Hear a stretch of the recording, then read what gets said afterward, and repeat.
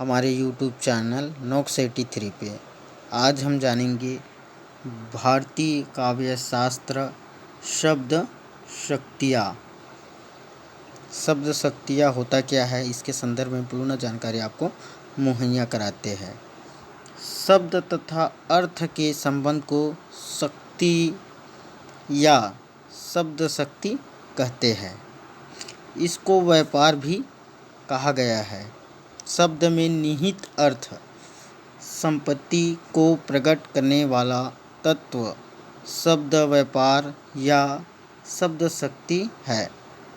शब्द शक्तियाँ साधन के रूप में समादृत है। शब्द कारण है और अर्थ कार्य और शब्द शक्तियाँ साधन या व्यापार रूप है। शब्द शक्ति के बिना शब्द के अर्थ का ज्ञान संभव नहीं है। शब्द तथा अर्थ के संबंध में विचार करने वाले तत्व को शब्द शक्ति कहते हैं। याद रखिएगा दोस्त, शब्द और अर्थ के संबंध में विचार करने वाले तत्व को शब्द शक्ति कहते हैं। शब्द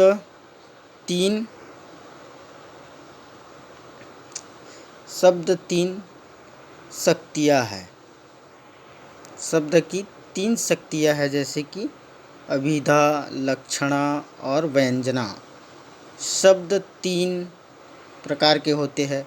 वाचक होता है, लक्षक होता है और व्यंजक होता है। अक्सर आप लोग जानते हो अभिधा शब्द शक्ति, लक्षणा शब्द शक्ति और व्यंजना शब्द शक्ति। इन्हीं ही वाचक, लक्षक और व्यंजक तथा इनसे क्रमशः तीन प्रकार के अर्थ प्रकट होते हैं, जैसे वाच्यार्थ का, लक्ष्यार्थ का और व्यंग्यार्थ का। इन तीनों अर्थों की प्रति तीन प्रकार की शक्तियों जैसे अभिधा, लक्षणा और व्यंजना द्वारा होती है। इन्हीं को ही अभिधा, लक्षणा और व्यंजना के नाम से संबोधित किया जाता है। आइए अब शुरुआत करते हैं हम लोग अभिधा के क्रम से। अभिधा को परिभाषित करते हुए आचार्य विश्वनाथ कहते हैं कि तत्र संकेती तार्थस्य बोधना दग्रीमाभिधा, अर्थात उनमें वाक्य में संकेतित यानी कि मुख्य अर्थ का बोध कराने वाली वृत्ति या शक्ति को अभिधा कहते हैं। याद रखिएगा, मुख्य अर्थ का बोध कराने वाली वृत्ति या शक्ति को अभिधा कहते हैं। चार प्रकार के शब्द होते हैं। ये जो शब्द हैं ये चार प्रकार के होते हैं, जैसे जातिवाचक, गुणवाचक, द्रव्यवाचक और क्रियावाचक। याद रखिएगा दोस्त, जातिवाचक, गुणवाचक, द्रव्यवाचक और क्रियावाचक। इन शब्दों के अर्थ का बोध कराने में जहाँ किसी अन्य दूसरी शक्ति की आवश्यकता नहीं होती, वह मुख्य अर्थ का व्यवधान रहित बोध कराने वाली शब्द शक्ति अभिधा कहलाती है। यानी कि वहाँ मुख्य अर्थ का व्यवधान रहित बोध कराने वाली शब्द की शक्ति अभिधा कहलाती है। जैसे कि अश्व, क्रीड़ा, मुख, ये सारे। अश्व यानी आप तो जानती है घोड़ा है, क्रीड़ा यानी खेल से है, मुख यानी मुँह से है। ये सारी चीज़ें अभिधा के अंतर्गत आती है। ये मुख्य व्यवधान है। वहीं अभिधा के भेद संबंधित चीज़ों के संबंध में देखते हैं। अभिधा के कितने भेद होते हैं, तो अभिधा के तीन भेद होते हैं। जैसे कि रूढ़ि, वे शब्द जिनका अर्थ तय हो, जिनका अर्थ क्या हो, पहले से ही तय हो, उनमें बदलाव नहीं हो सकते, उन्हें रूढ़ि कहते हैं। जैसे रोटी, कलम, पेड़ आदि। ये सारी चीज़ पहले से ही तय है, इनको चेंज या बदलाव नहीं किया जा सकता। उसी क्रम में आएगा, जैसे कि दूसरे क्रम में आ जाएगा योग। दो शब्दों के जोड़ से प्राप्त एक नए अर्थ की प्रतीति कराने वाले शब्द को योग कहते हैं। दो शब्दों के जोड़ से प्राप्त एक नए अर्थ की प्रतीति कराने वाले शब्द को योग कहते हैं। इनमें दोनों शब्दों को अलग अलग करने पर उनका एक स्वतंत्र अर्थ भी होता है। जैसे कि बैलगाड़ी, इसमें दो अर्थ है, एक तो बैल का है और दूसरा है गाड़ी का। वहीं मालगाड़ी का, मालगाड़ी में देखिएगा आप लोग, एक तो है मालवाहक और दूसरा है गाड़ी। इस शब्द में यह स्वतंत्र शब्द है। जैसे कि माल अलग हो जाएगा, बैल अलग हो जाएगा, गाड़ी अलग हो जाएगा, इस प्रकार से। इसी क्रम में योग रूढ़ि में जाते हैं, दोनों के सहयोग से। पहले हम लोग जाने रूढ़ि, जाने दूसरे में जाने योग। उसी के प्रकार से तीसरा में आ जाएंगे योग रूढ़ि। वे योग शब्द समाज में अब एक विशेष अर्थ के लिए रूढ़ हो गए हैं, अर्थात उनका कोई भिन्न अर्थ हो भी फिर भी उन सबसे एक अर्थ विशेष की प्रतीति होती है। जैसे कि पहचान, जैसे मुरलीधर जो मुरली को धारण करने वाला, मधुधर यानी मधुसूदन, और वहीं गोपाल आदि। यहाँ गोपाल यानी गो तथा पाल के योग से निर्मित है, जिसका अर्थ है गाय पालने वाला। इसका अर्थ है श्री कृष्ण के लिए रूढ़ हो गया है। उसी प्रकार से आप लोग आगे के क्रम में बढ़ेंगे। अब हम लोग जानेंगे कि भाई पहले हम लोग देखे अभिधा के संबंध में देखे, उसके बाद हम लोग अगले क्रम में जाएंगे लक्षणा के संबंध में। लक्षणा शब्द शक्ति है क्या? मुख्यार्थ बाधे तदुत्तो यनयो अर्थ प्रियते रूढ़े प्रयोजना द्वासौ लक्षणा शक्ति प्रतीता। अब इसी क्रम में साहित्य दर्पण कर लेते हैं अभिधा के बाद लक्षणा का, कि अर्थात अभिधा शक्ति से निरूपित मुख्य अर्थों को बाधित करने रूढ़ि यानी प्रसिद्धि या प्रयोजन यानी उद्देश्य के कारण जिस वृत्ति या शक्ति से अन्य अर्थ की प्रतीति होती है, शब्द के अर्थ का बोध कराने वाली उस शक्ति को लक्षणा शक्ति कहते हैं। याद रखिएगा, शब्द के अर्थ का बोध कराने वाली उस शक्ति को लक्षणा शक्ति कहते हैं, या सीधा सीधा कह सकते हैं कि शब्द का अर्थ का बोध कराने वाली को लक्षणा शक्ति कहते हैं या लक्षणा शब्द शक्ति कहते हैं। जैसे कुशल अर्थात कुश को लाने वाला, लेकिन यहाँ पर कुशल का अर्थ कार्य में दक्षता प्राप्त व्यक्ति से है, जो काम कार्य में माहिर हो, वैसे व्यक्तियों से है। वैसे ही कलिंग साहसिक होता है। यहाँ कलिंग से देश का अर्थ न लेकर कलिंग का निवासी कहना अभिप्रेत है। उसी प्रकार से उनके भेद के क्रम में आगे बढ़ेंगे हम लोग लक्षणा के या लक्षणा शब्द शक्ति के भेदों के संबंध में। तो लक्षणा शब्द शक्ति के दो भेद है, जैसे कि प्रयोजनवती और दूसरा रूढ़ा प्रयोजनवती। दो भेद गौड़ी और शुद्धा है। गौड़ी और शुद्धा के दो भेद हैं। इनके जैसे दो भेद थे, प्रयोजनावती की और रूढ़ा प्रयोजनावती के दो भेद थे, जैसे कि गौड़ी और शुद्धा। उसी प्रकार से शुद्धा और गौड़ी के भी दो भेद हैं। उत्पादन और लक्षण। उत्पादन और लक्षण के भी दो दो भेद है। सारोपा सारोपा और साध्यवसाना। सारोपा और साध्यवसाना। इसी के क्रम में और जानेंगे हम लोग। जैसे कि पहला रूढ़ा। रूढ़ी कहते हैं प्रयोग प्रसिद्धि को, अर्थात वैसा बोलने का प्रचलन है, तरीका है। उदाहरण के लिए देखते हैं 9, 2, 11।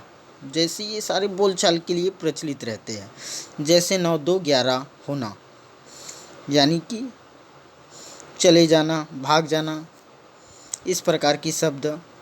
हालांकि मेन उद्देश्य यह है कि जाना, लेकिन 9, 2, 11 होना, इसके अंतर्गत सभी मुहावरे आदि आते हैं। रूढ़ा के अंतर्गत जो जितने भी मुहावरे वो सारी चीज़ें इसमें आते हैं। वहीं देखते हैं प्रयोजनावती के अंतर्गत देखते हैं कि क्या होता है इसमें। प्रयोजनावती के जब मन में कोई ऐसी अभिप्राय हो जो प्रयुक्त शब्द से व्यक्त ना हो तो प्रयोजनावती का प्रयोग होता है। जैसे नौकर बैल। कुछ ऐसे शब्द होते हैं जो प्रयुक्त ना होता हो, किसी को आप कह ना पाए, उस टाइम पे इस शब्द का प्रयोग होता है प्रयोजनावती का। जैसे नौकर बैल।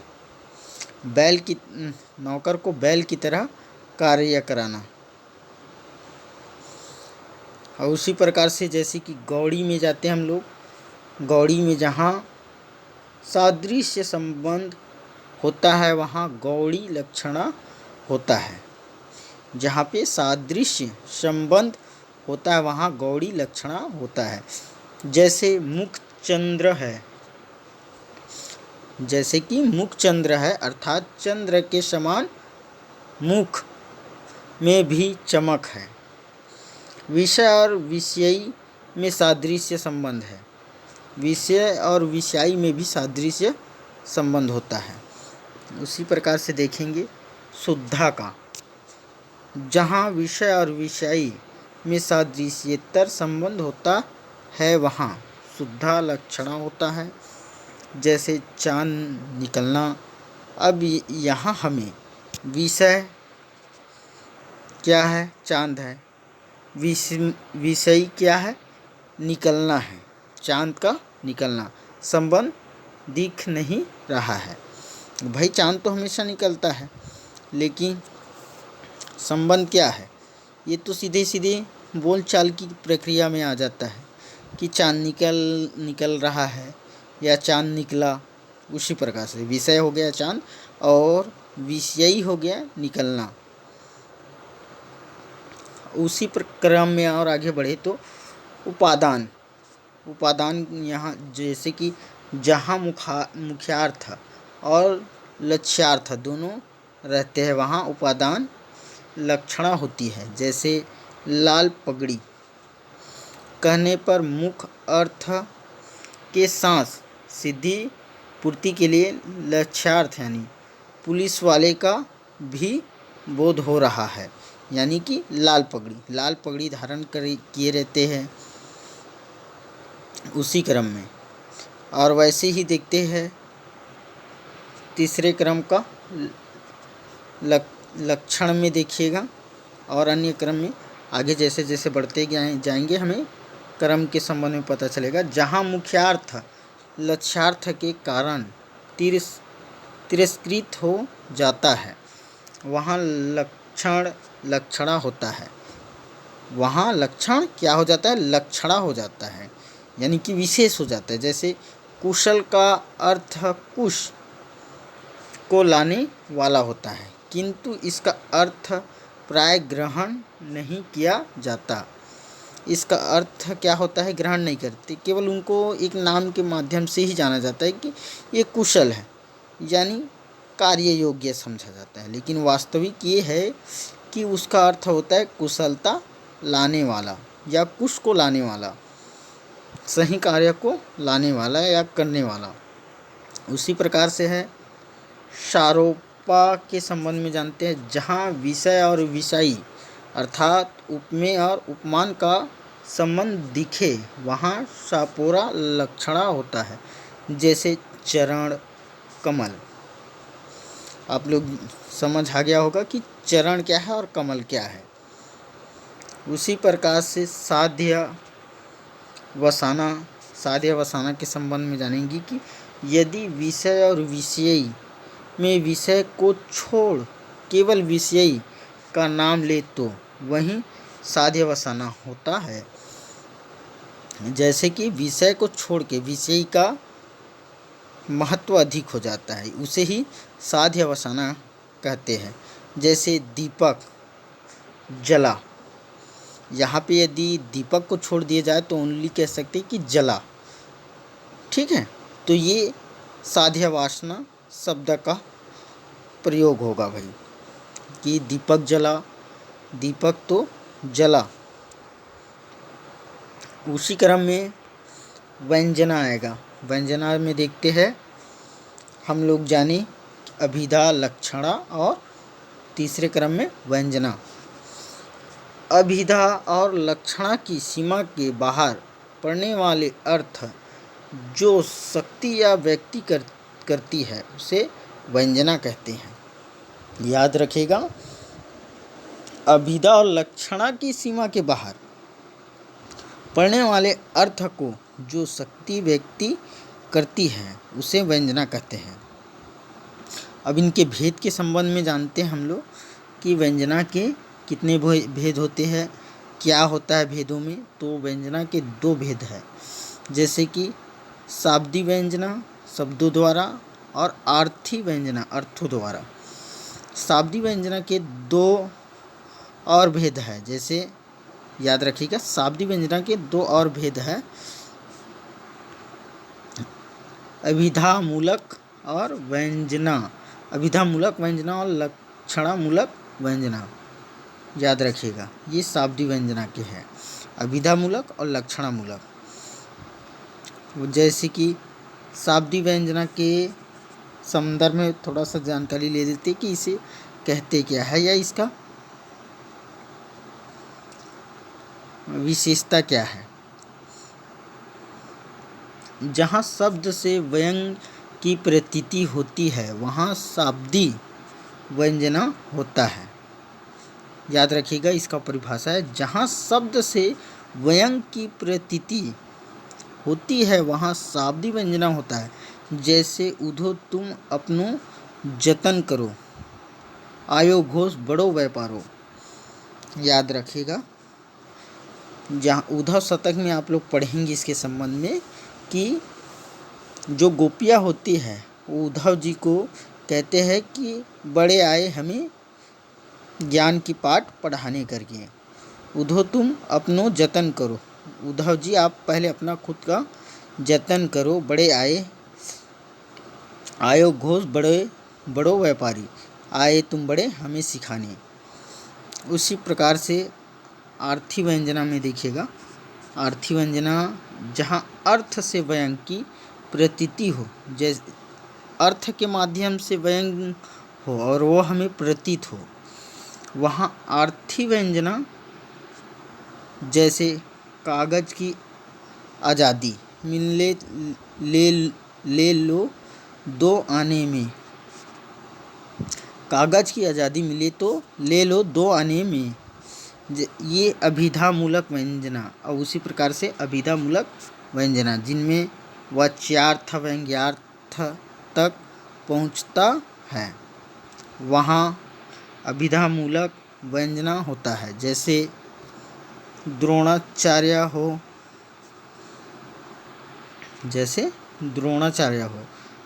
कल भील शिष्य रखूं, यहाँ द्रोणाचार्य व्यंग्यार्थ में स्वयं को श्रेष्ठ कह रहे हैं। कल भील शिष्य रखूं, यहाँ द्रोणाचार्य व्यंग्यार्थ में स्वयं को क्या कह रहे हैं, श्रेष्ठ कह रहे हैं। और उसी प्रकार से लक्षणामूलक व्यंजना में देखिएगा, जहाँ लक्षणा से व्यंग्यार्थ का प्रतीत हो वहाँ लक्षणामूलक व्यंजना होता है। जैसे वियोग में नायिका हवा में उड़ने लगी। कहने का तात्पर्य है प्रेयसी के वियोग के कारण नायिका जो है उनका मनोभाव हवा में उड़ने लगी या यादों में खो जाना एक प्रकार से, ये सारी चीज़ें हैं। यहाँ नायिका सच में हवा में नहीं उड़ रही, अपितु उनके वियोग के हाल का वर्णन मिलता है। कहने का अर्थ है उनका जो वियोग के कारण उनको उनकी या मनोदशा कह सकते वो हमें प्रतीत होती है। अगर यह चैनल आपको ये समझ आ गया हो तो आप हमारे चैनल को लाइक कर दीजिएगा और सब्सक्राइब करना भूलिएगा मत। धन्यवाद।